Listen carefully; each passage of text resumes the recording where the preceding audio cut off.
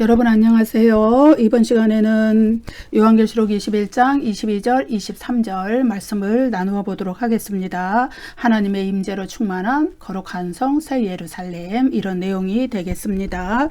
21장 22절 성 안에서 내가 성전을 보지 못하였으니 이는 주 하나님 곧 전능하신 이와 및 어린 양이 그 성전이심이라. 성 안에서 내가 성전을 보지 못하였으니, 이 구절에서 내가 보지 못하였으니, 이 말씀은요, 우리가 지금까지 요한계시록에서 새로운 환상의 장면이 전환될 때 사도 요한이 자주 썼던 표현이 있습니다. 또 내가 보니, 헬라어로 카이 에이돈, 이것의 어떤 부정적인 표현입니다. 내가 보지 못하였으니, 그래서 새로운 환상 장면이 나타나는데 성 안에서 성전을 보지 못한, 성전이 없는 거룩한 성 새 예루살렘을 봤다, 이런 내용이 되겠습니다. 이 구절에서 요한의 특별한 관심은 성전이 존재하지 않는다, 거기에 있는 것이죠. 이스라엘 사람들에게 성막과 성전, 이것은 아주 특별한 존재이죠. 그것은 왜냐하면은 언약 백성인 이스라엘 백성들에게 하나님이 자신의 백성들과 만나고 그들 사이에 하나님이 임재하시겠다, 거하시겠다고 약속하신 장소가 바로 성전, 그리고 성막, 광야 시대에는 성막, 그리고 후에는 이제 왕정 시대에는 성전, 예루살렘 성전, 그것이 되기 때문이죠. 그렇지만은 이제 요한계시록이 기록될 당시는 이미 성전이 다, 예루살렘 성전이 파괴되고 없는 상태인 것입니다. 오랫동안 그 예루살렘 성전이라는 존재는 유대인들에게 굉장히 신성시되던 장소였는데, 마지막으로 존재했던 예루살렘 성전, 그것은 언제 존재했느냐?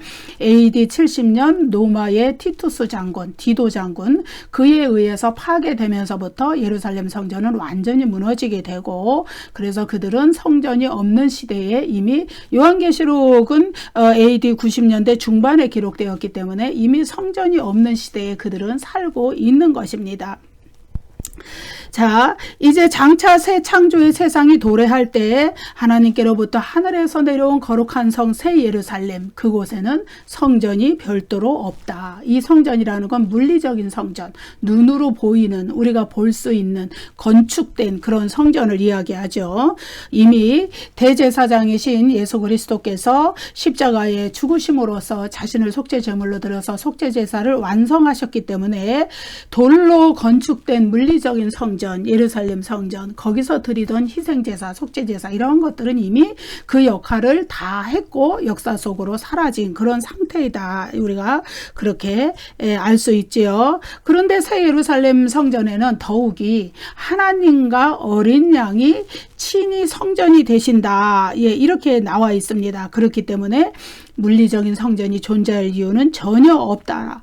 그래서 새하늘과 새 땅에서 사람들은 하나님과 교제하기 위하여서 특별히 구별된 성전, 장막, 물리적 어떤 구별된 장소, 그것을 찾아갈 필요도 없고 이유도 없다. 왜냐하면은 그 거룩한 성 새 예루살렘 전체에 하나님의 임재가 충만하기 때문에.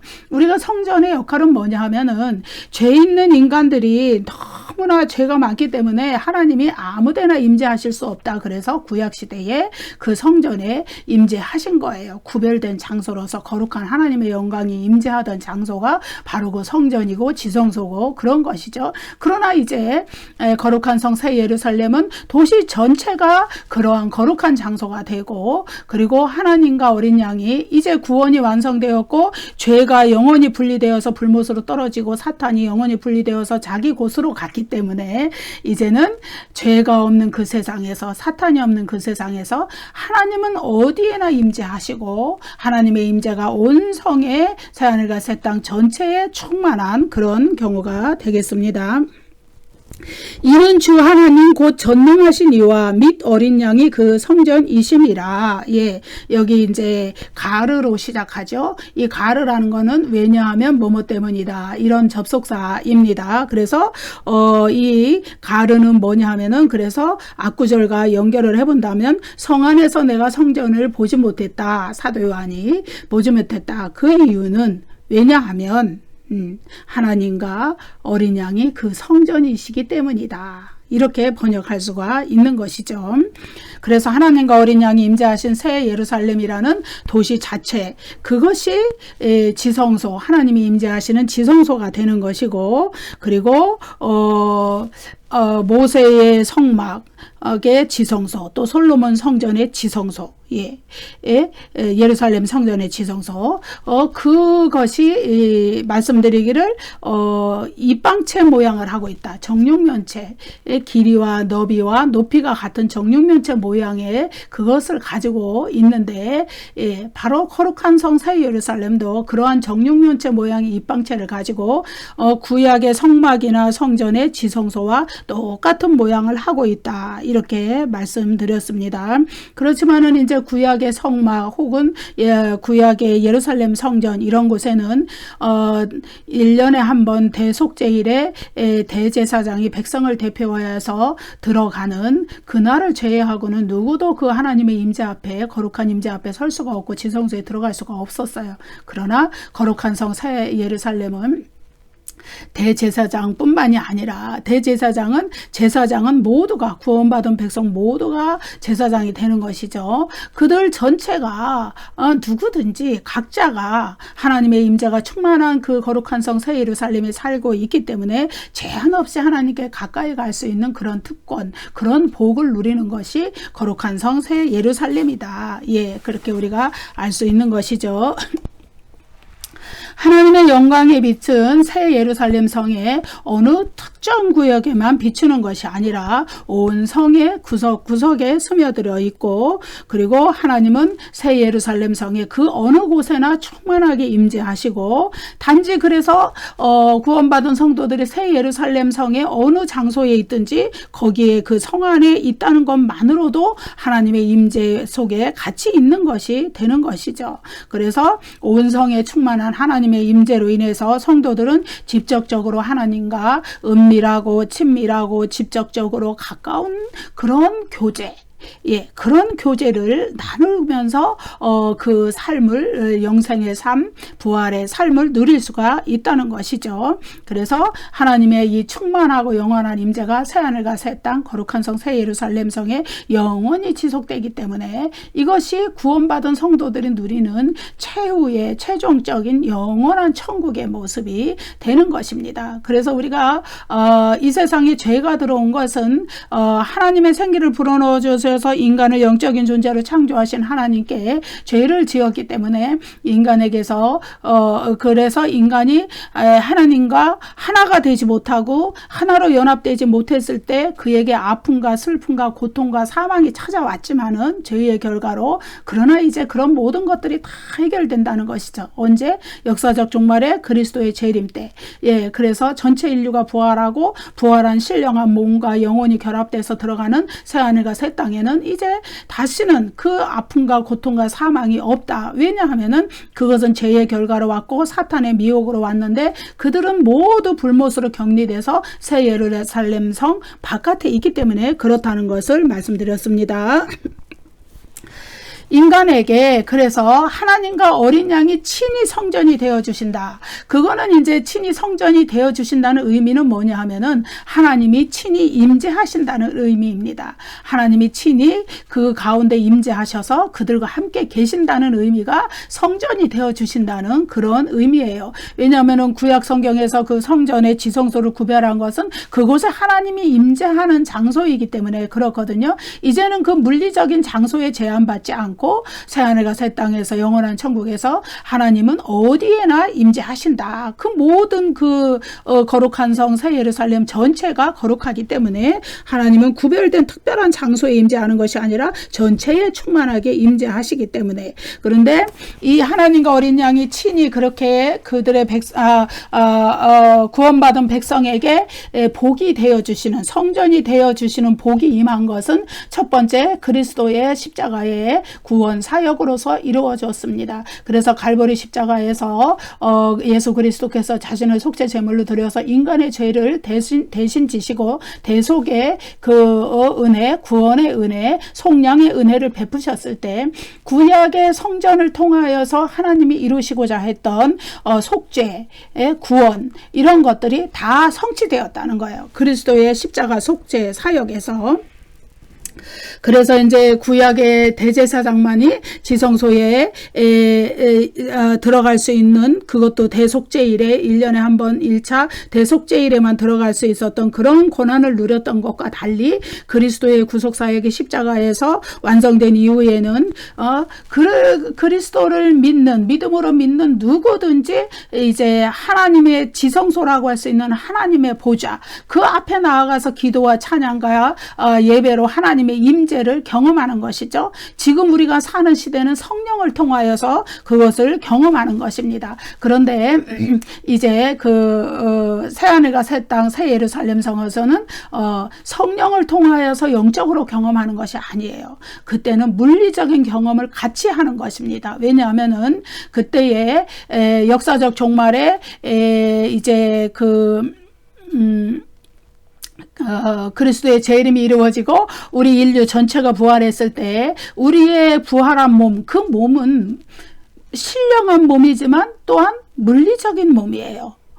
죽지 않는 몸이라서 신령한 몸이고 영의 몸이라 그래요. 고린도전서 15장 44절. 그러나 그것은 물리적인 몸이에요. 예수님께서 부활하셨을 때 이 못자국과 창자국을 제자들에게 만져보라고 하셨잖아요. 그거를 가진 그대로 부활하셨고 그 몸을 그대로 승천하셨단 말이에요. 마찬가지로 우리도 이제 부활했을 때 우리의 몸도 물리적인 몸이 되는 것입니다. 그러나 그것은 죽지 않는 몸, 썩지 않을 몸, 영원한 신령한 몸이다. 예. 그래서 그 몸과 또 영혼이 온전히 결합된 상태로 우리가 부활한 그 몸을 가진 채로 새하늘과 새 땅, 새 예루살렘 성에 살기 때문에 그때는 물론 성령의 역사를 통하여서 영적으로 하나님을 경험하는 것도 해당이 되지만 물리적으로 직접 하나님과 친근하게 교제할 수 있는 길도 같이 열려 있다. 그래서 지금은 우주 만물이 이 피조물이 로마서 8장에 보면은 하나님의 아들들의 영광이 나타나기를 고대한다 그랬죠. 그들이 지금 썩어짐의 종노릇을 하고 있다 그랬죠. 그렇지만은 그들도 거기서 빨리 해방되길 바란다. 그래서 역사적 종말에 이 모든 죄의 세력이 처리가 되고 악한 사탄의 세력이 처리가 되었을 때 새하늘과 새 땅에는 그런 것들이 전혀 없기 때문에, 그리고 이 피조물도 근본적인 갱신과 질적인 변화를 거쳐서 그 피조물도 구속을 이룬 상태이기 때문에 피조물도 영화로운 단계에 이르는 상태이기 때문에, 그래서 그 죄가 없는 우주 만물, 죄가 없는 새하늘과 새 땅에서 물리적인 교제가 같이 있다는 거예요. 영적인 존재만 있는 거는 지금의 차원이죠. 지금 우리가 죽으면 성도도 죽으면 영혼은 천국으로 가되 육신은 땅에 묻혀 있잖아요. 아직은 이거는 중간 단계예요. 최종적인 단계가 아니에요. 그렇지만 역사적 종말에 그리스도의 재림이 이루어지면은 이제 우리는 부활한 몸과 영혼이, 천국에 있던 영혼과 부활한 몸이 결합해서 영원한 천국, 새하늘과 새 땅에 들어가기 때문에 그때는 물리적인 세상도 완전히 회복이 되고 우리의 몸도 부활하고, 그렇기 때문에 하나님과 교제하는 것도 영적인 차원에만 머물지 않고 물리적인 차원을 같이 포함하는 것이다. 예. 그래서 하나님과 어린 양이 친히 성전이 되어 주시는 복, 하나님과 어린 양이 우리에게 친히 임재하시는 복, 그것이 완전히 1차적으로는 그리스도의 십자가에서 우리의 영혼을 구원하시고 우리의 죄의 문제를 해결하는 것으로 이루어졌지만은, 그러나 육신은 아직 부활하지 못한 상태로 있다가 그때 새하늘과 새 땅에 가서는 완전한 실현이 이루어져서 물리적으로 영적으로 하나님과 어린 양의 완전한 임재 가운데 우리가 살게 된다. 우리가 이렇게 알 수 있습니다. 새 창조의 세상에서 주 하나님 곧 전능하신 이와 및 어린 양이 성전이 되신다. 이 사상은요, 구약과 신약에서 꾸준히 발전되어 온 계시입니다. 이것이 요한계시록에서 갑자기 돌출해서 나온 것이 아니에요. 예컨대 에스겔 40장 48장의 성전 사상, 회복된 성전, 회복된 새 예루살렘 성읍, 이거에 대해서 얘기를 하는데, 그 사상의 특징은 뭐냐 하면은 하나님이 그 회복된 새 예루살렘 성읍 안에 거주하신다, 거하신다. 하나님이 그 성전에 거하신다.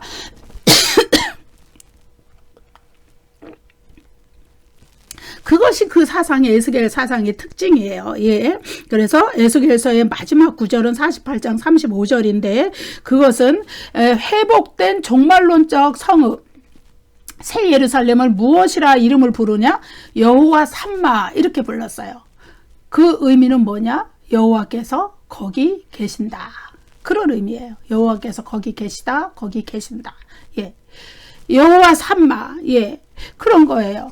그렇기 때문에 하나님이 임재하시는 거룩한 성 새 예루살렘의 사상은 이미 에스겔 시대에 있었다는 것이죠. 그래서 회복된 새 예루살렘 자체가 하나님의 임재로 가득한 성전의 특징을 지녔다는 것은 이미 에스겔서에 그 사상이 있었다. 예. 그리고 이사야 선지자는 이사야 65장 17절부터 25절에서 새하늘과 새 땅의 창조에 대해서 말하죠. 새하늘과 새 땅이 창조될 것이다. 새하늘과 새 땅이 열릴 것이다. 하나님께서 예루살렘을 즐거운 성으로 창조하며 그 백성을 기쁨으로 삼을 것을 예언하고 있죠. 그것은 하나님의 충만한 임재가 가져오는 복이에요. 하나님과 어린 양이 성전이 되는 복이에요. 하나님과 어린 양이 친히 임재하신다는 그런 복을 이사야 선지자도 미리 내다보고 얘기하고 있어요. 근데 여기에서 이제 이 예루살렘은 지역적으로 지금 이스라엘 땅에 있는 그 예루살렘 말하는 게 아니에요. 새하늘과 새 땅을 가리키는 거예요. 그리고 이 이스라엘도 구원받을 하나님의 백성들을 모두 가리키는, 영적 이스라엘을 가리키는 말씀이죠. 그래서 이제 장차 올 새로운 성전에 대한 구약의 예언들은 물리적인 성전, 구약의 성전이죠. 물리적인 성막, 성전, 거기에 지성소, 그리고 언약궤 위에 속죄소가 있고 그것의 이름을 가리켜서 하나님의 보좌라, 쉬운 자라, 하나님의 은혜를 베푸시는 자리라. 그래서 하나님이 거기에 임재하시는 것이죠.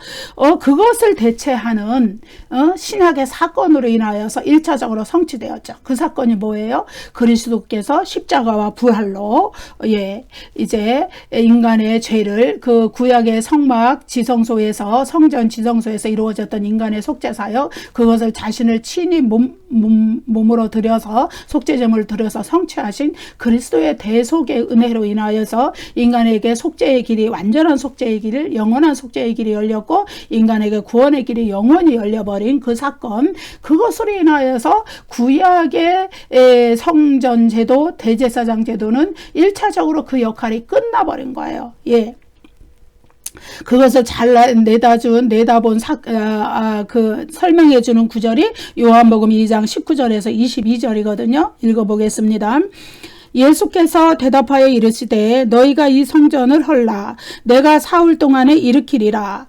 유대인들이 이르되 이 성전은 46년 동안에 지었거늘 내가 3일 동안에 일으키겠느냐 하더라. 그러나 예수는 성전된 자기 육체를 가리켜 말씀하신 것이라. 예. 유대인들이 성전에서 거기 지성소에 하나님이 임재하신다고, 성전의 본래적인 역할은 그거예요. 하나님이 임재하신 지성소에서 속죄가 이루어지는. 그런데 예수님께서 뭐라 그러면 헐어버려라. 내가 사흘 동안에 다시 일으키겠다. 이렇게 했어요. 그러니까 유대인들이 이 성전은 46년 동안에 지었는데 이거는 뭐냐 하면은 헤롯 성전을 가리켜요. 예루살렘 성전이 바벨론 포로 때 한번 무너졌었죠. 느부갓네살 왕의 침공 때 한번 무너졌었어요. 파괴가 됐었어요. 그 이후에 느헤미야와 에스라에 의해서 스룹바벨 성전이라고 그러죠.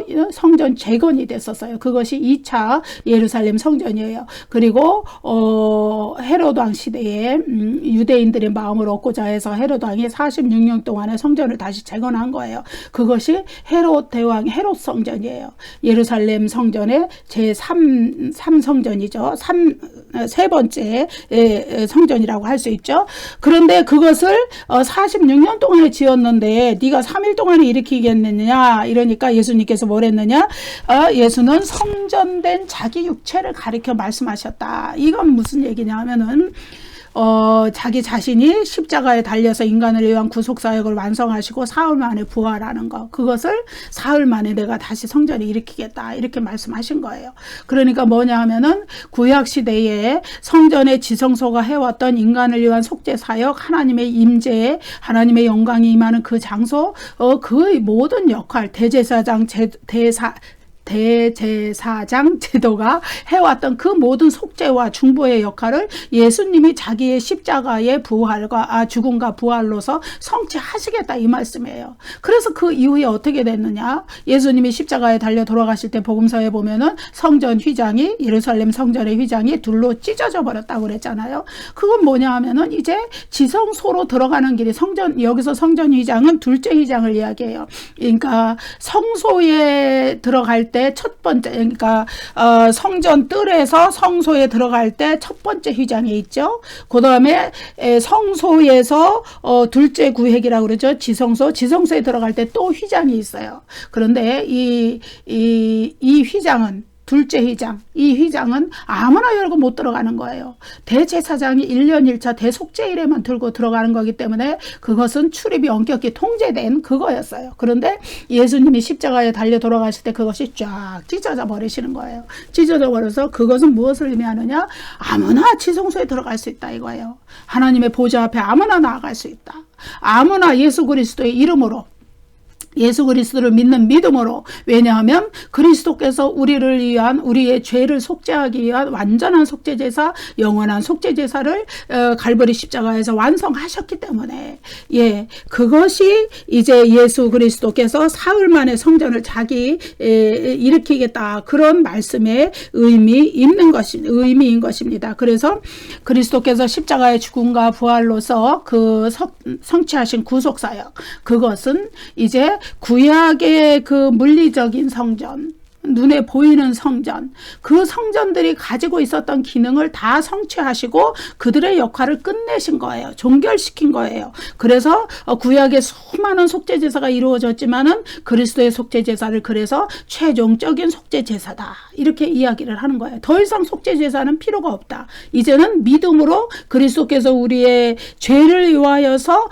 속죄제사를 드렸음을 믿는 믿음, 그 보혈의 피를 믿는 믿음, 그로 인하여 내가 구원받았다는 것을 믿는 믿음만 가지고 하나님의 보좌 앞에 직접 나아갈 수 있다. 하나님의 임재 앞에 직접 나아갈 수 있다. 그러니까 이미 벌써 예수 그리스도의 십자가의 그 사건 때 구속 사역이 성취됨으로 구약의 물리적인 성전이 다 없어졌는데, 그런데 하물며 새하늘과 새 땅 그리스도의 재림 이후에 어떻게 거기에 물리적인 성전이 무슨 필요가 있겠습니까?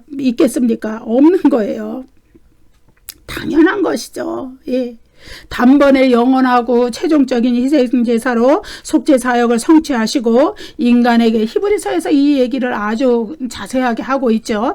인간에게 구원의 길을 여신 예수 그리스도, 그분이 이제 다 성취하셨기 때문에 물리적인 성전은 우리에겐 더 이상 필요가 없다.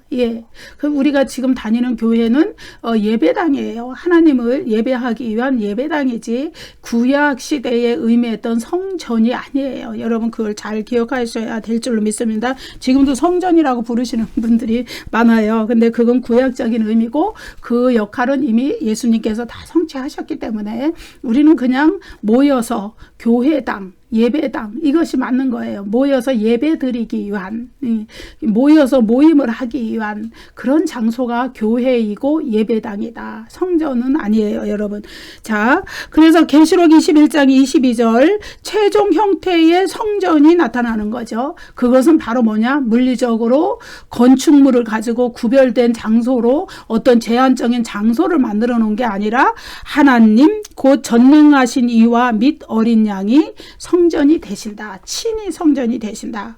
그 의미는 뭐냐 하면은 하나님과 어린 양이 임재하시는 그 장소가 바로 성전의 역할을 다 한다는 거예요. 그런데 하나님과 어린 양의 임재는 온 새 예루살렘 성에 충만하기 때문에, 새하늘과 새 땅 영원한 천국 그곳에 충만하기 때문에 어디나 거기는 하나님이 계시는 성전이 되고, 어디나 그곳은 하나님의 임재가 충만한 곳이 되기 때문에 물리적인 성전, 우리 눈에 성전이라고 구별해서 지어놓은 그런 장소는 더 이상 존재하지 않는다. 이미 그것은 예수 그리스도의 십자가로 인하여서 그 역할이 끝났고, 더욱이 예수 그리스도께서 재림하신 이후에 여기에는 성전, 더 이상 그 물리적인 성전은 존재하지가 않는다는 것을 이야기해 주는 거예요.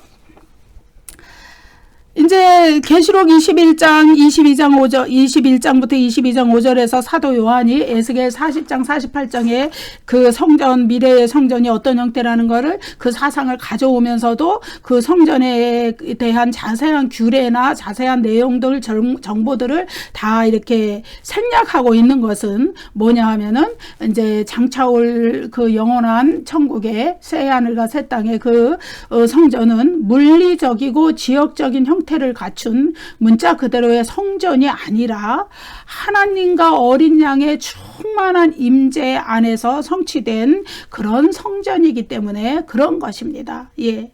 그래서 구약시대의 성전은 제한된 장소인 지성소에서 하나님의 임재를 경험하는 물리적인 성전이었어요. 그렇지만은 신약시대에 그리스도의 갈보리 십자가의 구속사역과 부활로서 이미 물리적인 구조와 지역적인 한계 안에 갇혀진 제한된 형태의 성전은 이미 그 효용이 없어졌다. 이미 그것은 역할을 다 했다. 예, 그것은 이제 없다. 이제 존재할 필요가 없는 것으로 역사 속에서 이제 사라진 그런 형태다. 그래서 십자가의 죽음과 부활로 이제 구원을 필요로 하는, 속죄를 필요로 하는 그런 하나님의 백성들이 구원을 얻었기 때문에, 속죄가 이루어졌기 때문에, 그것도 예수 그리스도께서 십자가에 들이신 단번에 속죄 제사를 통하여서 완전한 구원, 완전한 죄 용서, 완전한 제사함, 이런 것들이 이루어졌기 때문에 더 이상 성전의 지성소를 통하여서 우리의 죄를 속죄하던 그 모든 것은 역사 속으로 이제 넘어간 것이다. 역사의 페이지가. 예. 그리고 이제 그 완성의 형태. 그런데 이제 지금은 아직은 우리의 육신이 부활을 하지 못했고, 아직은 역사적 종말이 오지 않았고, 그렇기 때문에 지금은 성령을 통하여서 성령 안에서 하나님의 보좌 앞에 나아가고 하나님의 영적인 인재를 체험하는 이런 단계에 머물러 있지만은, 최종적으로 우리가 그리스도의 재림 이후에, 재림 때 우리의 몸이 전체적으로 부활해서 부활한 몸과 영혼이 온전히 결합된 전인격으로 새하늘과 새 땅에서 영원한 천국에서 우리가 살게 될 때, 예, 그때는 성령을 통하여서 영적인 교제를 하는 것은 물론이거니와 육적인 물리적인 교제와 친밀함, 이런 것들도 이루어진다. 예. 그래서 하나님과 어린 양의 임재가 있는 곳은 어디나 성전이 되는, 그래서 하나님과 어린 양이 그 성전이신 그곳이 바로 새 예루살렘 성이다. 이것이 에스겔서 마지막 구절에서 여호와 삼마, 여호와께서 거기 계시다. 어디에? 회복된 새 예루살렘 성에. 예, 그런 것과 같은 이야기를 사도 요한이 하고 있습니다. 그래서 이제 제가 요한계시록을 이 시간까지 강의해 오면서 여러 번 얘기를 했었죠. 사도 요한은 구약의 선지자들의 반열을 계승하는 예언자이다, 선지자이다 이야기를 했죠. 여러분 그 요한계시록 안에 구약 성경 구절들이 굉장히 많이 인용이 되어 들어와 있고, 그래서 여러분 구약을 이해하는 것이, 구약에 대한 이해가 요한계시록의 이해와 더불어서 되어져야 되는 거예요. 요한계시록은 그러니까 성경 지금까지에 있던, 그러니까 요한계시록 이전의 성경들과 뚝 떨어져서 존재하는 성경이 아니고, 구약의 선지자들의 사상이 굉장히 많이 반영되어 있는 그런 요한계시록이다, 성경이다. 그래서 구약의 선지자들의 그 예언들 그리고 신약의 또 성경의 그 모든 것들을 완성하고 성취하는 그러한 예언서이면서 그 이제 예언서이다 이렇게 이제 얘기를 할 수가 있는 것이죠. 그래서 사도 요한은 구약 선지자들을 잇는 또 선지자의 반열에 있다 이렇게 말씀을 드리는 것이죠.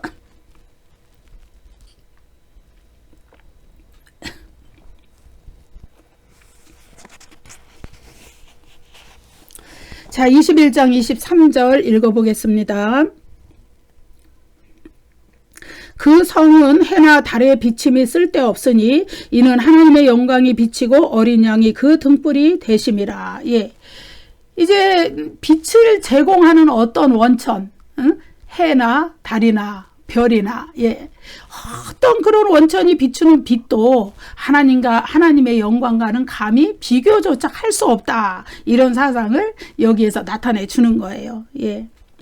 비교할 수 없이 하나님의 영광의 빛은 큰 것이다. 하나님의 영광의 빛이 그토록 크게 빛난다는 것은 사실은 새하늘과 새 땅에만 국한된 얘기가 아니고 옛 창조의 세상, 그러니까 첫 창조의 세상에도 마찬가지였어요. 그런데 이제 인간의 죄, 아담의 타락 이런 것들로 말미암아서 하나님의 영광의 빛이 사람들에게 온전히 임하지를 못한 거예요. 그 죄가 가려버린 거예요. 그래서 요한복음 1장에 그러잖아요. 빛이 세상을 비추는 참빛 예수님이시죠. 왔지만은 사람들이 알지 못했다. 예, 그랬잖아요. 예, 마찬가지로 하나님의 임재가 그때는 온 세상이 죄로 가득해 있기 때문에 지금 우리가 살고 있는 세상 성막이나 성전의 지성소에만 제한되었던 하나님의 영광 그것이 이제는 새 창조의 세상에서는 그 새하늘과 새 땅에서는 온전히 임한다. 전체적으로 하나님의 그 영광의 빛이 임하지 않은 장소가 없다. 얼마나 광명하고 밝은지 해나 달의 비침이 쓸데없다. 해나 달이 없어도 하나님의 영광의 빛이 너무나 밝기 때문에 해나 달이 있으나 마나다. 이런 의미죠. 그래서 이 결과는 어디에서 온 것이냐? 바로 21장 22절에서 말한 대로 하나님과 어린 양이 새 예루살렘 성에 거기에 친히 성전이 되어 주셔서 온 땅에 그 임재가 충만하기 때문에 그 충만한 임재로부터 이 영광의 빛이 거룩한 성 새 예루살렘 전체를 비추기 때문에 지금 우리가 알고 있는 이 빛이라는 것은 태양, 달, 별, 뭐 이런 것이죠. 그 외에 무엇이 있나요? 예, 아무튼 어떤 것이든 간, 뭐 이 전기, 뭐 그렇지만은 하나님의 그 영광의 빛에는 그런 것들은 아예 비교도 안 된다. 예. 그래서 그 하나님의 영광으로부터 새 예루살렘 성을 비치는 빛이 너무나 충만하게 흘러나오기 때문에 그것이 이제는 죄나 악, 사탄의 권세가 그것을 가리지 못하고 인간의 죄의 본성이 그것을 가리지 못해요. 왜냐하면 그것들은 다 해결돼서 이미 없어요. 새 예루살렘 성엔 존재하지 않기 때문에. 그래서 하나님의 영광이 온전히 드러나는 거예요. 온전히. 예. 우리가 지금 왜 하나님의 영광을 온전히 드러내는 삶을 살지 못하느냐. 바로 우리 속에 있는 죄의 본성 때문에 그렇죠. 그래서 우리는 날마다 기도하면서 이 죄의 본성을 어떻게 하면 조금이라도 하나님 앞에 성화되어 나갈까 이렇게 노력하는 삶을 사는 것이죠. 예.